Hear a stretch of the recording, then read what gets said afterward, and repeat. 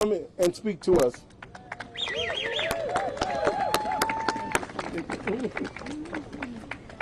Thank you so much to Congressman Jackson.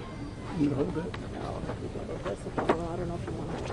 Okay, so sorry. Thank you all so much. Thank you for your incredible courage. When the councilman called me and said he wanted to put this together, the mama bear in me said, "Are you sure?" And so, but he's here courageously and brought so many incredible people with him that support this movement to save lives, no matter faith or ethnicity. And I can't thank you all from the bottom of my heart for trying to continue to save lives. I'm proud to stand in solidarity with the courageous elected officials and activists on this hunger strike, and the millions of Americans right now calling for a ceasefire and the end to the violence. Thank you for making your voices heard and for your courage in this moment to stand on the right side of history. I know it has not been easy. When my colleagues and I first called for a ceasefire, and in this building right behind you, they called us repugnant and disgraceful. Well, let me say this. The bombing of innocent civilians and children is repugnant and disgraceful. The refusal to support a ceasefire and an end to violence in the killing is repugnant and disgraceful. Our president calling on Congress to fund more bombs that are being dropped on innocent civilians is repugnant and disgraceful. Netanyahu continues to want to restart this genocidal bombing campaign with President Biden's support.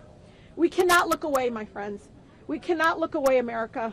We must ensure that everyone sees exactly what the extremist Netanyahu is doing to thousands of innocent Palestinian civilians, especially children, who are being starved in Gaza and pulled out of the rubble. The brutal reality of the occupation and apartheid has been exposed for all to see. We know that there is a concerted effort to silence those speaking up for peaceful coexistence and human rights of all people. We will not be silent. Fighting to save lives, no matter faith or ethnicity, should not be controversial, especially when the majority of Americans support a ceasefire. 71% of Michigan Democrats in my district support a ceasefire. 75% of Democrats across the country and 50% of Republicans support a ceasefire. So yes, why is it that my colleagues are scared to even say the words, utter the word ceasefire? I know the United Nations General Assembly voted to support a ceasefire 120 to 14. All of the major human rights organizations support a ceasefire. The African National Congress, the party of anti-apartheid hero Nelson Mandela, supports a ceasefire. The Pope supports a ceasefire. This isn't controversial. It's long past time for my colleagues to recognize our shared humanity and the value of all human life. Our movement for a permanent ceasefire is only growing stronger, and I'm grateful for each and every single one of your voices here today. We will continue to demand a permanent ceasefire, demand the immediate delivery of enough humanitarian aid to Gaza, demand the release of all hostages and those arbitrarily detained, and demand that every American, those that are left, to come home, and demand that the Palestinian people live free from occupation. The path to peace must include addressing the root causes of the conflict and ending the blockade and occupation that is starving Palestinians. The Palestinian people deserve to live with equal rights, freedom, and human dignity. I will continue to say this over and over again. And the Israeli government has killed over 14,000 Palestinians in Gaza, including 6,000 children.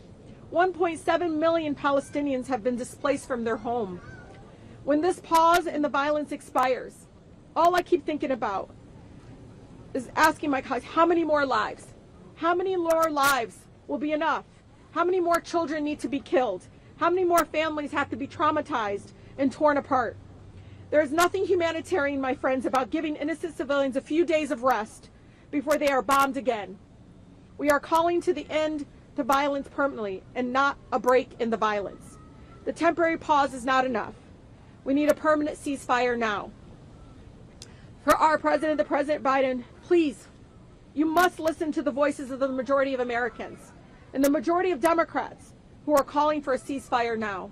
Again, thank you so much for your incredible courage and for those that continue to speak up and say ceasefire now. Thank you.